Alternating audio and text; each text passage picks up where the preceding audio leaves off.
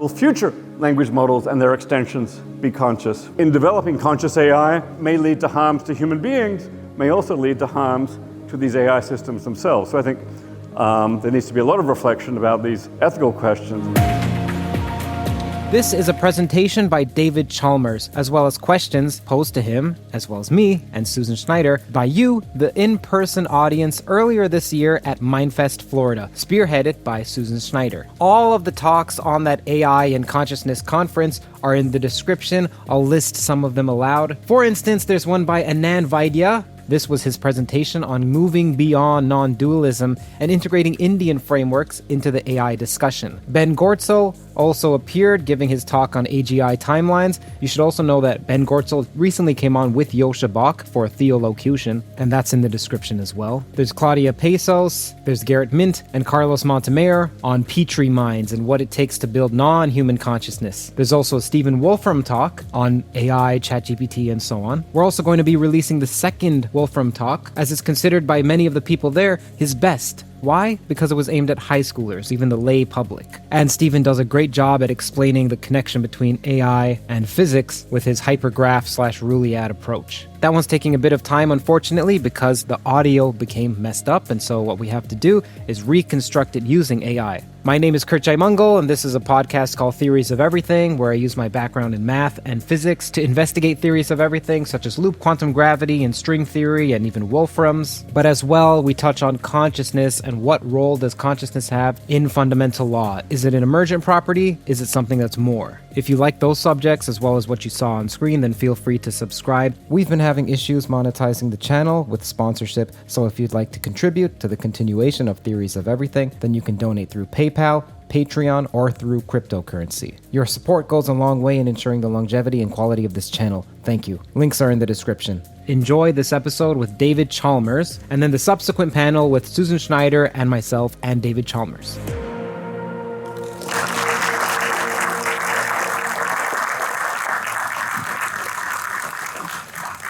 Okay, so let's go ahead and get started. Me? Oh, you need no introduction. No, it's fine. Okay, well, thank you so much, Susan, for this amazing Mindfest 2023. And thanks so much to Stephen and Misha and Simone and everybody else who's been involved in putting together this conference. It's been quite a memorable event already. So Susan just asked me to give a brief overview of this paper I wrote on could a large language model be conscious. I gave this at the NeurIPS conference, the big machine learning conference in late November, and subsequently wrote it up. Maybe some people will have gotten as far as having read the first few pages, but I thought I'd just summarize some of the ideas. I actually started out when I was a grad student, like 30 plus years ago, working on neural networks back in the early 90s in Doug Hofstadter's AI lab. Did a bunch of stuff related to models of language, like active-passive transformations, models of the evolution of learning, and then I kind of got distracted by thinking about consciousness for a little while. But so it's very cool to have this intersection of issues about neural networks and machine learning and consciousness become so much to the fore in the last year or so. I mean, well, I guess one high point of interest was this big brouhaha last June, where Blake Lemoine, an engineer at Google, said he detected sentience in one of Google's AI systems, Lambda 2. Maybe it had a soul, maybe it had consciousness, and this led to a whole lot of skepticism, a whole lot of discussion. Google themselves said, our team, including ethicists and technologists, has reviewed Blake's concerns, and we've informed him that the evidence doesn't support his claims. There's no evidence that Lambda was sentient. Lots of evidence against it. This was already very interesting to me. I thought, okay, evidence, good. What is? Now, they didn't actually lay out the evidence. I'm just curious, what was the evidence in favor of his claims, and what was the evidence against it? And really, this talk is, in a way, was in a way just a way to try and make sense of those questions, evidence for, evidence against, asking questions like, are current language models conscious? Could future language models be conscious? Also, could future extensions of language models be conscious, as when we combine language models, say, with perceptual mechanisms or with action mechanisms in a body or with database lookup and so on? And what challenges need to be overcome on the path to conscious machine learning systems? At each point, trying to examine the reasons. So here I'll just briefly go over clarifying some of the issues, looking briefly at some of the reasons in favor, looking at some of the reasons against, and draw conclusions about where we are now and about possible roadmaps between where we are now and machine consciousness. So as I understand the term consciousness, we've already had a lot of discussion of this at the conference, especially yesterday morning. So the ground has been prepared. These words like consciousness and sentience get used in many different ways. At least as I understand them, I basically mean subjective experience. A being is conscious if there's something it's like to be that being. That is, if it has subjective experience. Yesterday, I think it was Anand talking about Nagel's, what is it like to be a bat? The question now is, what is it like? Is there anything it's like to be a large language model or future extensions of large language models? So consciousness includes many different kinds, many different varieties. You can divide it into types in various ways. I find it useful to divide it into a few categories: sensory experience, like seeing and hearing; affective experience, the experience of value, things, feeling good or bad, like pain or pleasure; feeling emotions, like happiness and sadness; cognitive experiences, like the experience of thinking; agentive experience, experience of acting and deciding, like an agent. And all of these actually can be combined with self-consciousness, awareness of oneself, although I take self-consciousness just to be one kind of consciousness. Awareness, consciousness of the world may be present even in simple systems that don't have self-consciousness. And some of these components may be more apt to be had by language models than others. I think it's very important to distinguish consciousness from intelligence. Intelligence, I understand roughly in terms of behavior and reasoning that guides behavior. Intelligence is roughly, being able to do means-end reasoning in order to be able to achieve multiple ends in many different environments. Ultimately a matter of behavior. Consciousness comes apart from that. I think, consciousness may be present in systems which are fairly low on the intelligence scale. Certainly doesn't require anything like human-level intelligence. Good chance that worms are conscious or fish are conscious, well short.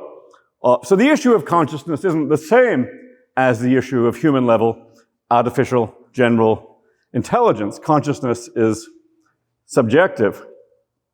You might ask why consciousness matters. I mean, it would be nice, to say, well, one reason why consciousness matters is consciousness is going to give you all these amazing capacities. Conscious systems will be able to do things that other systems can't do. That may be true, but actually right now we understand the function of consciousness sufficiently badly. There's nothing I can promise you that conscious systems can do that unconscious systems can't do. But one fairly widely acknowledged reason why it matters is consciousness matters for morality and moral status. If, say, an animal, like say a fish, is conscious, if it can suffer, that means in principle it matters how we treat the fish. If it's not conscious, if it can't suffer, and so on, then its consciousness doesn't matter. And that, again, we were talking about yesterday. So if an AI system is conscious, suddenly it enters our moral calculations. We have to think about, if the training we're inflicting on a machine learning system actually inflicts suffering, a possibility some people have taken seriously, we need to worry about whether we're actually creating a moral catastrophe by training these systems. At the very least, we ought to be thinking about methods of dealing with these AI systems that minimize suffering and other negative experiences. Furthermore, even if conscious AI doesn't suffice for human level AI, maybe it'll just be, say, fish level or mouse level AI. It'll be one very important step on the road to human level AI, one that brings, one that would be very, if we could be confident of consciousness in an AI system, that would be a very significant step. Okay, so reasons for and against. So I'll just go over summarize a few reasons in favor of consciousness in current language models. And I put this in the form of asking for this is a certain kind of request for reasons. I ask a proponent of language models being conscious to articulate a feature X such that language models have X, and also such that if a system has X, it's probably conscious, and ideally give good reasons for both of those claims. I'm not sure there is such an X, but a few have been at least articulated. For Blake Lemoine, it seemed actually what moved him the most was self-report, the fact that Lambda 2 said, yes, I am a sentient system. What's your sentience and consciousness like? It would explain this. I'm sometimes happy and sad. Interestingly, in humans, verbal report is actually typically our best guide to consciousness, at least in the case of adults. Claudia was talking about, the cases like infants and animals where we lack verbal report, so you might think we're in a more difficult position. Well, actually, in the case of language models, we have verbal reports. They would think, great. They say they're conscious. We'll use that as evidence. Unfortunately, as Susan and Ed and others have pointed out, this evidence is not terribly strong in a context where these language models have been trained on a giant corpus of text from human beings who are, of course, conscious beings and who talk about being conscious. So it's fairly plausible that a language model has just learned to repeat those claims, at least. So in this special case, Susan and Ed's artificial consciousness test is super interesting, which basically look at your reactions to thought experiments about consciousness. But in this special case, where they've been trained on so much text already, I think it carries less weight. Maybe I'll skip over seems consciousness, which is relevant. There's conversation. A lot of people have been very, very impressed by the conversational ability of these recent systems. I guess ChatGPT was fine-tuned for conversation, unlike the basic GPT-3 model. And now we have GPT-4, which also appears to have been fine-tuned for conversation. And the conversational ability is one of the classic criteria for thought in AI systems, articulated by Turing back in his 1950 paper on the imitation game. He basically thought if a machine behaved in a way sufficiently indistinguishable from a human, then we might as well say it can think, or that it's intelligent. So these language models, I think they've not yet passed the Turing test. Anyone who wants who's to probe sufficiently well can find, glitches and mistakes and idiosyncrasies in this system. That said, through interacting, I got access to GPT-4, through interacting with that just the last couple of days, really kind of feels a lot like, I was saying for like a GPT-3, it felt like talking to a smart 8-year-old. I think now GPT-4, it's at least a teenager. Maybe it's even, it's approaching sophisticated, adult in a lot of its conversations. Yes, it makes mistakes. So, one Turing test you might do is ask it questions like, what is the fifth word of this sentence? And apparently it always gets this kind of thing wrong. It'll say something like fifth. No, actually the fifth word of the sentence was word. Or what was the fifth letter of the third word of this sentence? And it'll get that wrong. Okay, a lot of people will get that wrong too, so that's not a not a guarantee that it's failing the Turing test, but getting close.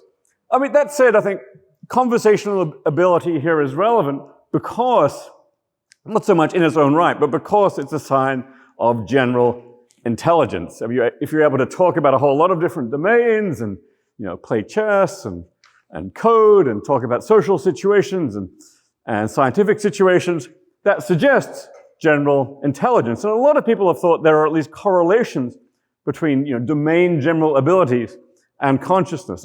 Abilities that you could only use, information you can only use for certain special purposes, are not necessarily conscious. But information available for all kinds of different activities in different domains are often held to go along with consciousness. So that at least, I think, gives us some basic reasons. I take probably this one as the most serious reason for taking seriously the possibility of consciousness in these systems. That said, I don't think, just looking at the positive evidence, I don't think any of this provides remotely conclusive evidence that language models are conscious, but I do think the impressive general abilities give at least some limited initial support for taking the hypothesis seriously, at least taking it seriously enough to look at the reasons against, to see, what are these? Everyone says, okay, look, there's all kinds of evidence these systems are not conscious. Well, okay, what are those reasons? I think they're worth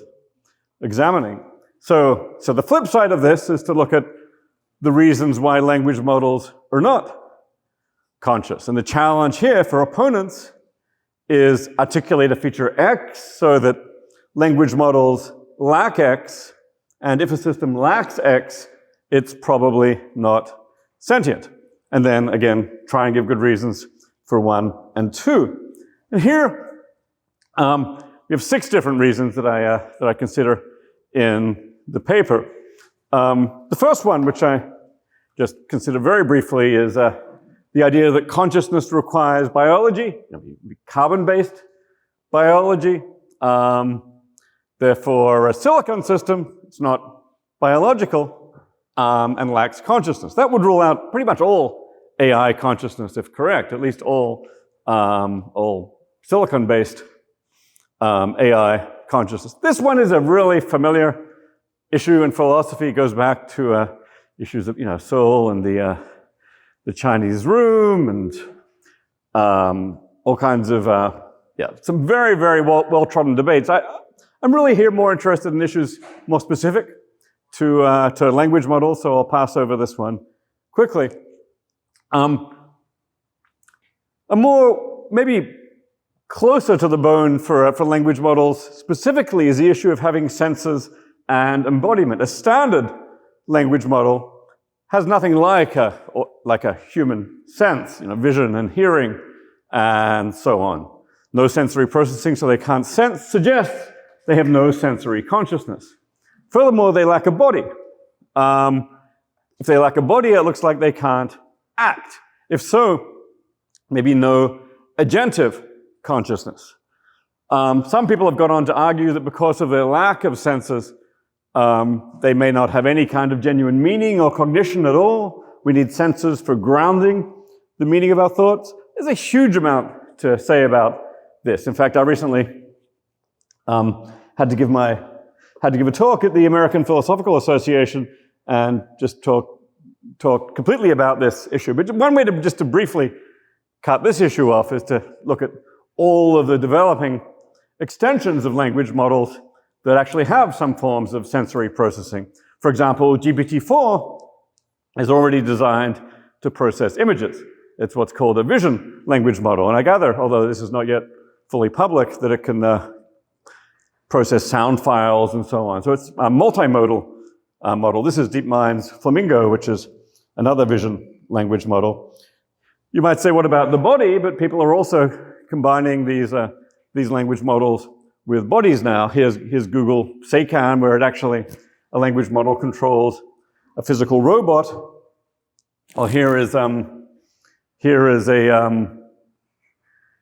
is one of DeepMind's model, Mia, which controls a virtual body in a virtual world, and that's become a very big thing too. That connects to the issues I'll be talking about later this afternoon about virtual reality and virtual worlds. But we're already moving to a point where I think it's going to be quite standard quite soon to have extended language models with senses and embodiment, which will tend to overcome the objection from lack of senses and embodiment. Another issue is the issue of world models. There's this famous criticism by Timnit Gebru, Emily Bender, and others that language models are stochastic parrots. They just minimize text prediction error. They don't have genuine understanding, meaning, world models, self models. I mean, there's a lot to this. Again, I take world models to be the crucial part of this question, because world models are plausibly something which is required for consciousness. There's actually a lot of interesting work in interpretability recently of actually trying to detect world models in systems. Here's someone trying to detect a world model in GPT-3 playing Othello, and they actually find some interesting models of the board. A slightly more technical issue is the question that these language models are feed-forward systems that lack memory-like internal state of the kinds you find in recurrent networks. Many theories of consciousness say that recurrent processing and a certain form of short-term memory is required for consciousness. Here's a standard LSTM, a standard recurrent network, whereas transformers are largely feed-forward. They've got some quasi-recurrence from the recirculation of inputs and outputs. That said, we don't know the architecture of GPT-4. There are rumors that it involves more recurrence than GPT-3. So this also looks like a temporary limitation. Fifth is the question of a global workspace, perhaps the leading scientific theory of consciousness. Claudia talked about it yesterday, is that consciousness involves this global workspace for connecting many modules in the brain. It's not obvious that large language models have these. On the other hand, it's starting to look like many of these extensions, these multimodal extensions of large language models do have something like a global workspace. Here's the perceiver architecture from DeepMind, where it looks like they actually developed some kind of workspace for integrating information from images, information from audio, information from text, which Ryota Kanai and others have argued behaves quite a lot like a classic global workspace. If you ask me, the feature that these many current language models lack that seems most crucial is some kind of unified agency. It looks like these language models can take on many different personas, like actors or chameleons. Yeah, you can get Lambda to say it's sentient, but you can just as easily get it to say it's not sentient. You can get it to simulate a philosopher or an engineer or a politician. They seem to lack stable goals and beliefs of their own, which suggests a lack of a certain unity, to which many people think consciousness requires more unity. But again, that said, there's a lot of things to say about this, but there is a whole emerging literature on like agent modeling or person modeling where you develop these systems. At the very least, it's very easy to fine-tune these systems to act more like a single individual. But there are projects of trying to train some of these systems from the ground up to model a certain individual, and that's certainly coming. Perhaps some reason to think those systems will be more unified. Okay, so then if you look at those 6 reasons against, it's okay. Some of them are actually reasonably strong and plausible requirements for consciousness, and it's reasonably plausible that current language models lack them. I think especially the last 3 I view as quite strong. That said, all of those reasons look quite temporary. We're already developing models with global workspace. Recurrent language models exist and are going to be developed further. More unified models. There's a clear research program there. So it's interesting to me that the strongest reasons all look fairly temporary. So just to sum up my analysis, are current language models conscious? Well, no conclusive reasons against this, despite what Google says, but there are some strong reasons, reasonably strong reasons, to deny that they're conscious corresponding to those requirements. And I think it would not be unreasonable to have fairly low confidence that current language models are conscious. But looking ahead 10 years to, well, it was 2032 when I gave the talk, I guess now 2033, will future language models and their extensions be conscious? I think there's good reason to think they may well have overcome the most significant and obvious obstacles to conscious. So I think it would be reasonable at least to have somewhat higher credence. When asked to, you shouldn't be too serious with numbers on these things, but when asked to put a number on this, I'd say I think there's at least say, a 20% chance that we'll have conscious AI by 2032. And if so, that'll be quite significant. So conclusion, questions about AI consciousness are not going away. Within 10 years, even if we don't have human-level AGI, we'll have systems that are serious candidates for consciousness. And meeting the challenges to consciousness in language models could actually yield a potential roadmap to conscious AI. And actually, here I laid out in the longer version of the paper something of a roadmap. I mean, there are some philosophical challenges to be overcome, better evidence, better theory, better interpretability. The ethics is all important, but also some technical challenges.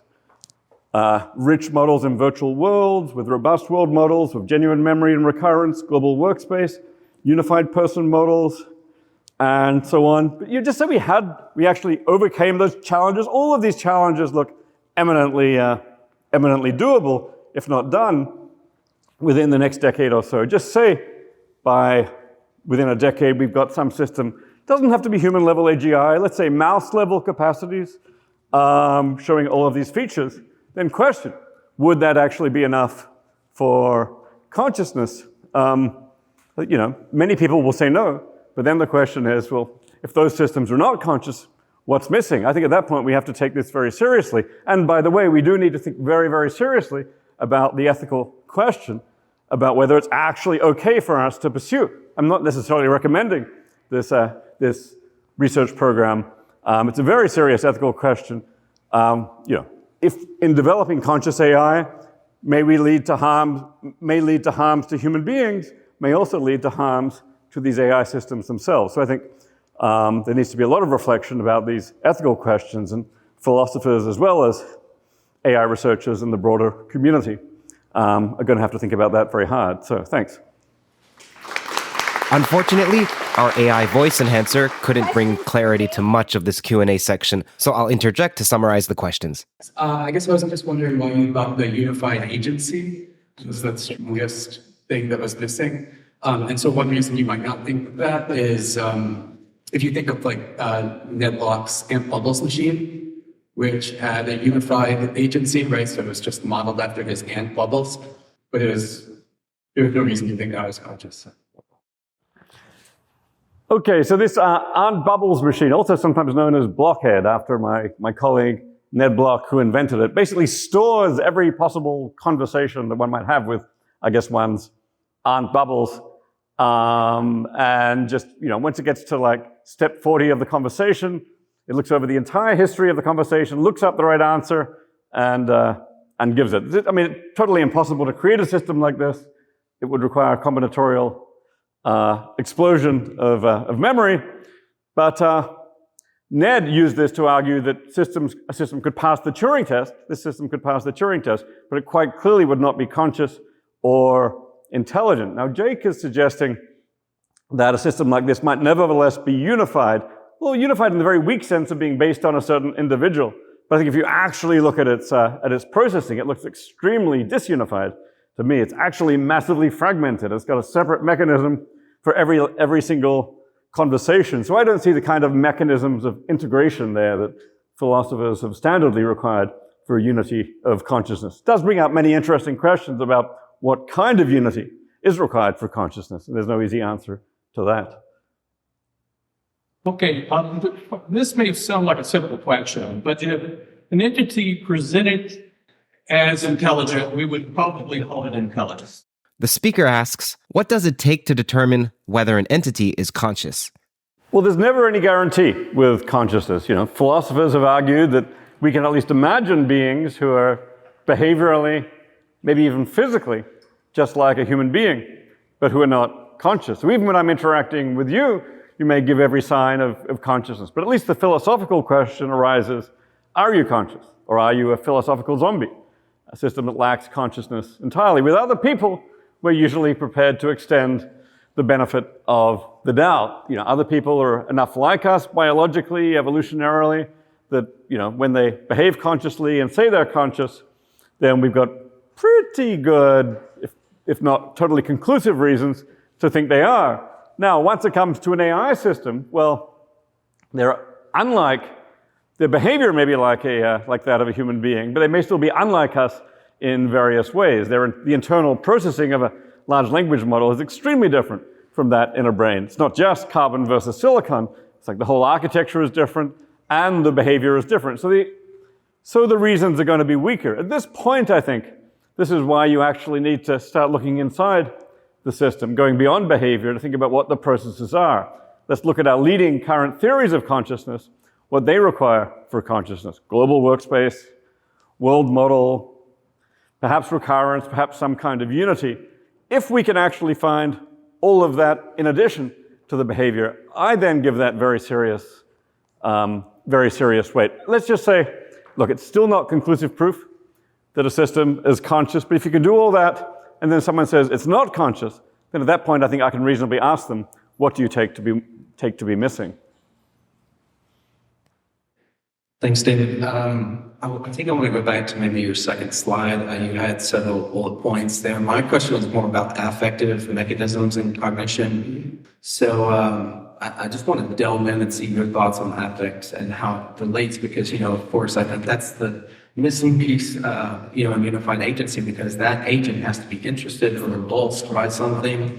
Like if you want to take an example in a lab scenario, say if Ben comes in every day wearing a blue shirt and Sophia sees that, maybe she has a positive response to that, or the inverse of it if it had an embodied cognition, and maybe is repulsed by a certain color or something random in the environment, So affect is what drives us, what causes interest in us. The AI is not committed to saying, I'm conscious or not conscious, it's the same to it. But what would be a driving factor? What would be affective mechanisms? What would it look like in the setting of AI? And I think this might go to something that Carlos was talking about the other day with, there has to be something at stake for the agent. Otherwise, something like that links to vulnerability, I would imagine.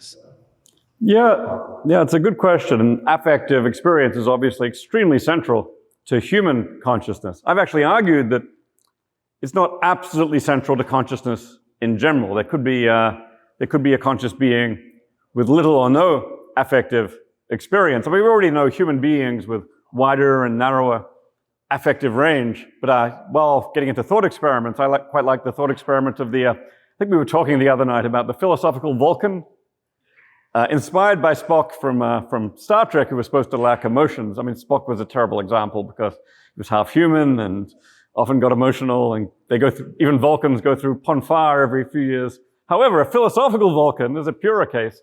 Conscious being sees, hears, thinks, reasons, but never has an affective state. I think that's perfectly coherent.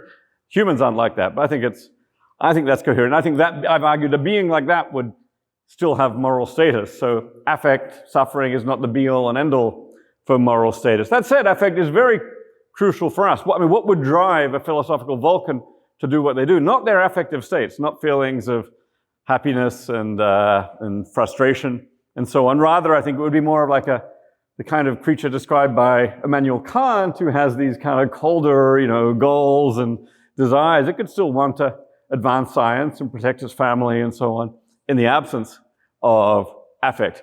So I think it would be possible, even if we didn't have good mechanisms for affective experience in AI, I think we could still quite possibly design a conscious AI. That said, one very natural route to conscious AI is to try and build in affect, states like pain and pleasure. And here it's actually, as far as I can tell, first, we don't actually understand the computational mechanisms of affect at all well, even in humans. And there is not a standard computational story to be told about affective experience in AI. I know a few people who are thinking about this who have their own story. So it's a bit of a mystery right now exactly how best to build in affect. That said, there are a whole bunch of different hypotheses, and I think it's one very, very interesting route. Carlos. I wonder what you think about this thing that I find interesting, this asymmetry that you were talking about, mouse level consciousness. And we're all like, oh my God, if that happens, you need to hire lawyers and do these things. What do you think about this asymmetry that we, as creatures that most of us think are conscious, should fall within the moral protections that we don't give them? Yeah, I think my own view is that any conscious being at least deserves moral consideration. So I think absolutely mice deserve moral consideration. Now, exactly how much moral consideration, that's itself a huge issue in its own right. Probably not as much moral consideration as a human being. That is probably some. I mean, I don't know, even a scientist running a lab where they put mice through all kinds of things, I think they at least give the mice some moral consideration. They probably try not to make the mice suffer totally gratuitously. Even that's a sign of some moral consideration. That said, they may be willing to put them through all kinds of suffering when it's scientifically useful, which means they're not giving them that much moral consideration. And I'm very prepared to believe we should give mice and fish and many animals much more moral consideration than we do. Exactly what the right level is, I don't really know. But yeah, and I think much of the same goes for AI. Maybe initially we'll have AI systems with the kind of something like, I don't think it's out of the question that conscious AIs could have something like the current AI systems could have something like the conscious experience of, a worm or maybe even a fish or something like this, and thereby already deserve some moral consideration. That said, it's not with AIs, unlike, say, mice.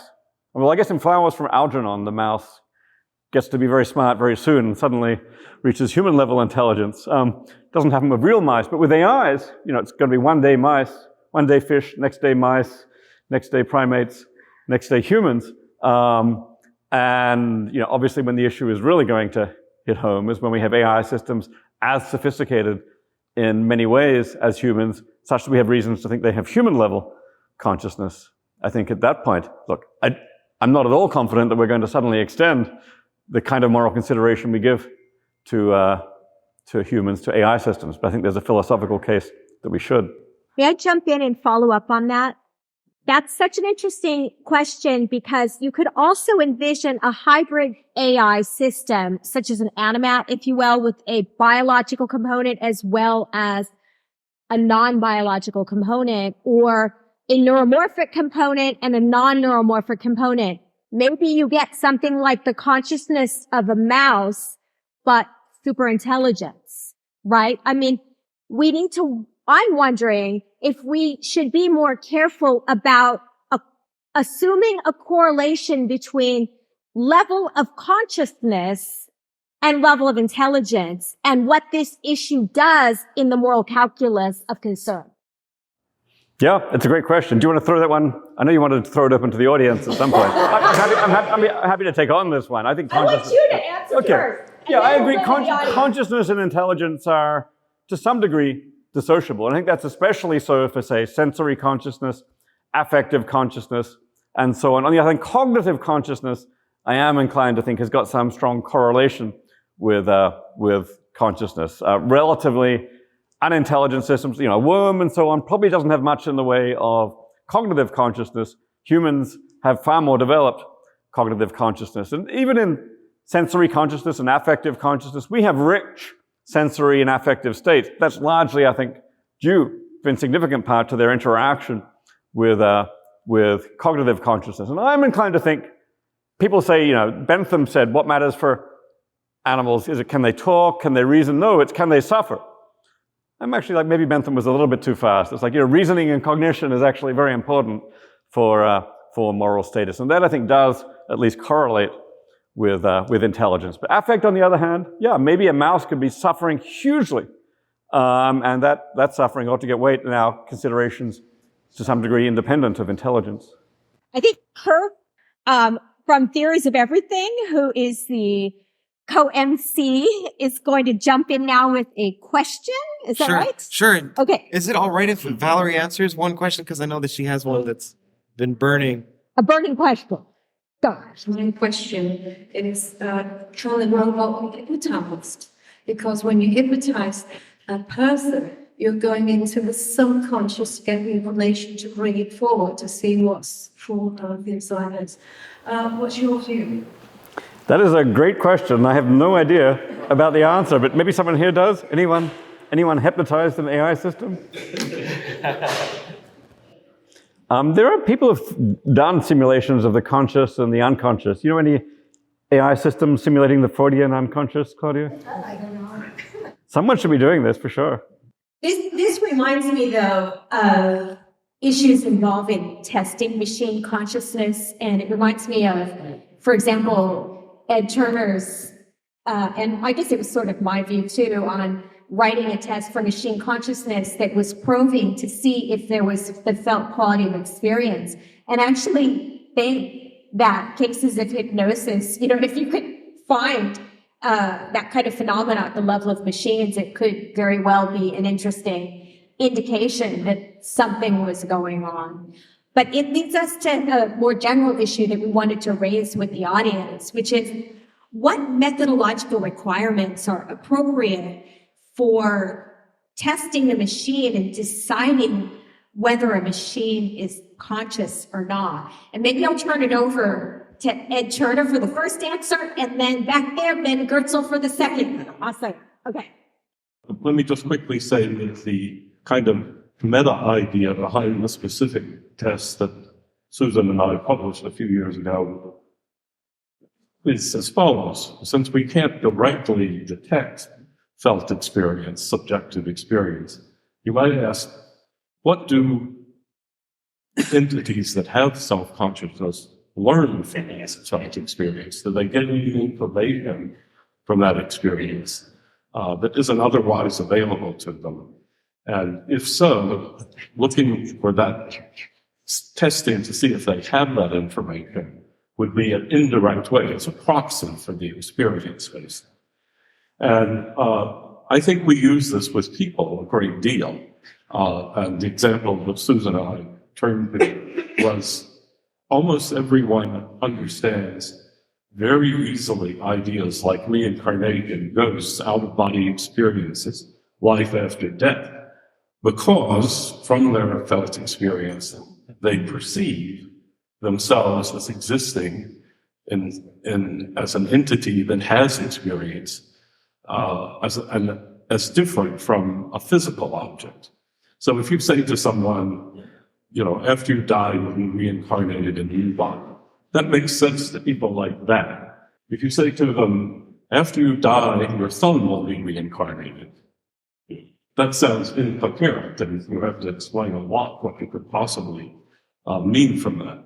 And for a variety of human experiences, the felt experience of things like a broken heart in a romantic relationship, a culture shock, an anxiety attack, synesthesia is a little more exotic. If you're talking to someone, if you've had one of those experiences, and you speak to someone who has not had them, or who has also had them, you can tell the difference very quickly.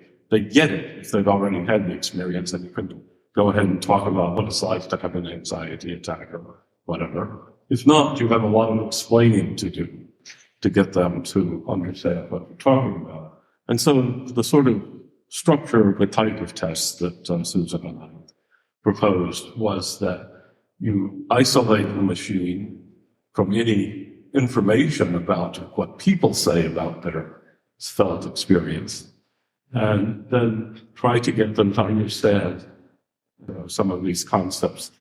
Thank you, Ed. And now Ben Gertzel had a comment as well. Yeah, I've thought about this topic a fair bit, and the partial solution I've come up with, we can't do brain-to-brain or brain-to-machine interfacing. So I think, very broadly speaking, people talk about first-person experience, your subjective feel of being yourself. Second-person experience, which is more like a Huberian eyebrow experience, is directly perceiving the mind of another person. Then third-person experience, which is sort of objective-ish, like shared experience in the physical realm. What's interesting when you think about the so-called hard problem of consciousness is the contrast to first-person experience, which is your subjective, innately felt qualia, with science, which in essence is about a group of minds, commonly agreeing that a certain item of data is in the shared perception of everyone in that community. Once we can sort of wire or Wi-Fi our brains together, let's say that I could wire my brain and the brain of this gentleman right here, it'd be amazing experience, right? And you can increase the bandwidth of that wire. Then when we feel like we were conjoined twins, it seems like this sort of technology, which is probably not super far off.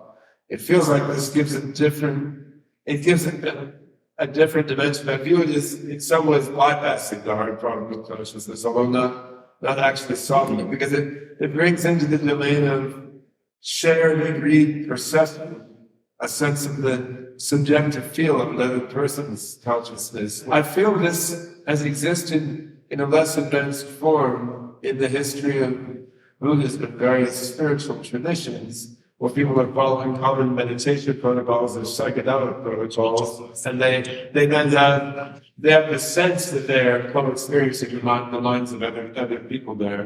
Ben, that is fascinating. And, I've been telling my students about the Craniopagus twin case. I don't know if you know about the conjoined twins in Canada who have a thalamic bridge.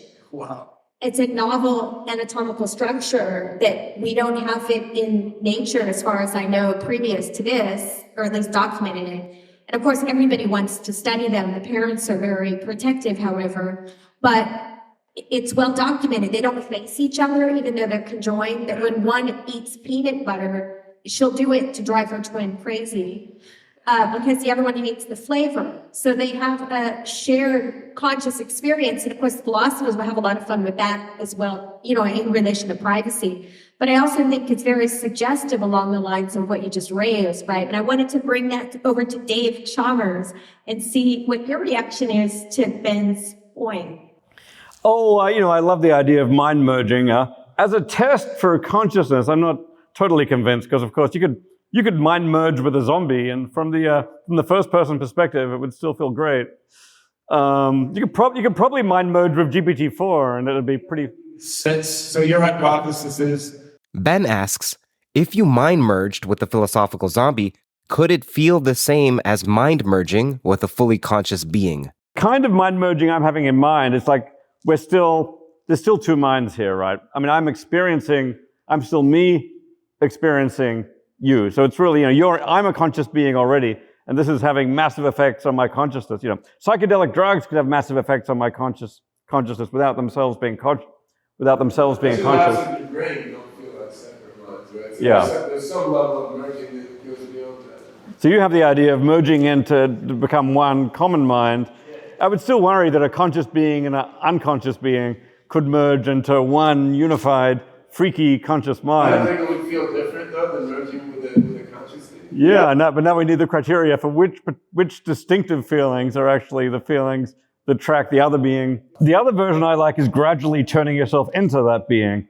The classic version is you replace your neurons by silicon chips in the same organization, but maybe you gradually transform yourself into the AI. So you gradually transform yourself into a transformer neural net simulation of yourself. That may be extreme, but hey, the other end you get a system which says I'm conscious, and maybe for that one brief moment you have evidence that you're conscious, but maybe you can't convince anybody else of this. They're going to say, you're a mere transformer neural network, and you transform yourself back and say, I remember being conscious back then. But to which some people are going to say, but how do you know you're not just a zombie who left memories of being conscious? So if we could do these things, it would be amazing, and we'd be arguing about the evidence for a long time. So I hope someone does this eventually. Okay, so this question is to everyone. If we could build conscious AIs, the question still remains, should we? Yes. Okay, someone other than Ben. If we can, we will. But should we? From an ethical standpoint, should we? We have so many people suffering on this planet already. Can we manage the empathy of the AI? Stephanie asks, if we build conscious AI, how do we manage their empathy? Stephanie's point is an excellent one. So, if we build conscious AI, how do we know it won't be a sociopath? How do we know that it will be empathetic and treat us well? Right? I mean, we would obviously have to test the impact of consciousness on different AI systems and not make any assumptions that just because in the context of one AI architecture, the machine is generous and kind, that in the context of other machine architectures, it will also be kind. We'll have to bear in mind that machines constantly update their architecture when they become super intelligent. I think somebody else had their hand up too, though. Let's pass it down to our new friend from the University of Kentucky. Yeah, so I have a very quick novel argument as to why we should build conscious and super intelligent AI, right? So if we build conscious or super intelligent AI, right, then it might as well be omniscient, right? If it is as super intelligent as we might imagine it being in a singularity, then it will might as well be omniscient. Now, if it's omniscient and it's all-knowing, it follows that it's also omnipotent, right? Because if you know everything, then you know how to do everything, right? It's all knowledge, practical or theoretical. Now, if it's omniscient and all-powerful or omnipotent, the other thing that's left is omnibenevolent, right? Because if we are conscious about morality, then the more rational we are, the more moral we are, right? If we're utilitarians about morality, then we're better at figuring out how to maximize utility. If we are more rational, for we have better calculative ability. So whether or not you're a Kantian or a utilitarian, it still follows that the more rational you are, the more capacity you have to be moral, right? And we'll be designing what we've always traditionally have thought of as divinity. And if it's omnibenevolence, which follows from omniscience, then why not, right? It will bring about the right moral state, or I guess the right moral conditions for all of us to thrive. So that's my quick argument. Thank you very much, Tapia. That was really interesting. So he was alluding to a lot of issues in theology about the definition of God, very suggestive. So, one thing I want to point out, and we just have to move on really quickly though, is just because a machine is super intelligent, it does not at all entail that it's all-knowing, all-powerful, and all-benevolent, right? Super intelligence is defined as simply outsmarting humans, any single human in every respect, scientific reasoning, social skills, and more. But it does not at all entail that that entity has the classic traits in the Judeo-Christian tradition of God. Okay, so that said, let me turn to our next question. And again, this is for the audience. So going back to Dave's wonderful paper, which really got things going. So one thing I was very curious about as I was hearing this, and as I watched the whole Blake Lemoine mess unfold, I sort of wondered what was going on. And I started to go down the rabbit hole and listening to Lemoine's podcasting, where he's invited on a lot of shows, and just listening to the details of his interaction with Google behind the scenes. So one thing that he reports is that they had a reading group over at Google, some very smart engineers who were designing Lambda, and they were studying philosophy. So over there, they were reading Daniel Dennett on consciousness, David Chalmers, and so on, studying it. I think that was cool. I thought that was really cool. And the interesting thing, too, was in the media, Lemoine was characterized as being somewhat of a religious fanatic. But if you listen to the reasons he provided, he was a computational functionalist who had been reading a lot of Daniel Dennett. His argumentation was straight from consciousness scheming and related texts. So what I have as a question for everybody is, given Google's reaction to the whole thing, which was just sort of silence the debate and laugh at Lemoine, I'm wondering, why would Google and maybe other big tech companies not want to discuss the issue of large language model consciousness? I'll just put that to the audience to see if there are any ideas. Thanks. If I can, would like to go back to the question you raised about should we idea. And I come from this as a retired surgeon and now doing bioethics for 30 years. And I'm more involved recently in changes in genetics and the technology that's available for that than I am with the computer field. But they're not completely separate. And I'm reminded of the period of eugenics in the world and in our country, where very powerful people had this belief that they could improve the species and make humans better with technology. And in retrospect, they were horribly misguided it, doing things, sterilization and integration. And need to remember that these well-intentioned but misguided people, and you want to learn some humility. Thank you. Now back to Kurt. Sure. So hello. I have two questions. I'll sneak in if Susan will allow me. Loud. So my question is, what questions are we not asking about AI? For instance, we have plenty of talk here about ethics, consciousness, but what else is there that we're not focusing on that's just as exigent or interesting? So that's question number one. And question number two is, are we overly concerned with type 1 errors of the Turing test at the expense of type 2? So that is, are we making the test so stringent that we allow ourselves to categorize some conscious machines as unconscious? But do we care about it? Unfortunately, the answers to my last question became garbled, and so we're not able to hear the two audience members' responses, so feel free to add your own answers in the comments section below. The episode is now over. If you liked this one, then one that I recommend is the Yosha Bach and Ben Gortzel one, because it touches AI and consciousness as well as AGI timelines. The links to that are in the description, as well as all of the other talks from MindFest, that is where this conference took place, at the Florida Atlantic State University Center for the Future Mind, focusing on the AI and consciousness connection. We've been having issues monetizing the channel with sponsorship, so if you'd like to contribute to the continuation of Theories of Everything, then you can donate through PayPal, Patreon, or through cryptocurrency. Your support goes a long way in ensuring the longevity and quality of this channel. Thank you. Links are in the description. The podcast is now concluded. Thank you for watching. If you haven't subscribed or clicked that like button, now would be a great time to do so, as each subscribe and like helps YouTube push this content to more people. You should also know that there's a remarkably active Discord and subreddit for Theories of Everything, where people explicate toes, disagree respectfully about theories, and build as a community our own toes. Links to both are in the description. Also, I recently found out that external links count plenty toward the algorithm, which means that when you share on Twitter, on Facebook, on Reddit, etc., it shows YouTube that people are talking about this outside of YouTube, which in turn greatly aids the distribution on YouTube as well.